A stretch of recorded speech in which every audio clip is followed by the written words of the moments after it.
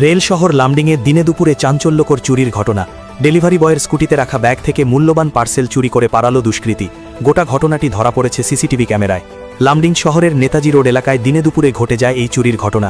ইকার সংস্থার delivery boy বিপ্লব ধর গ্রাহকের কাছে পার্সেল পৌঁছে দেওয়ার সময় তার স্কুটিতে রাখা ব্যাগ থেকে একটি দামি পার্সেল চুরি করে নিয়ে যায় এক দুষ্কৃতী। চুরির পুরো ঘটনা সিসিটিভি ক্যামেরায় রেকর্ড হয়েছে। ঘটনার পর ভুক্তভোগী ডেলিভারি বয় বিপ্লব ধর লামডিং পুলিশ থানায় একটি লিখিত অভিযোগ দায়ের করেছেন। পুলিশ সিসিটিভি ফুটেজের ভিত্তিতে ঘটনার তদন্ত শুরু করেছে। টিভি ফুটেজের ভিত্তিতে ঘটনার তদন্ত শুরু করেছে। টিভি ফুটেজের ভিত্তিতে ঘটনার তদন্ত শুরু করেছে।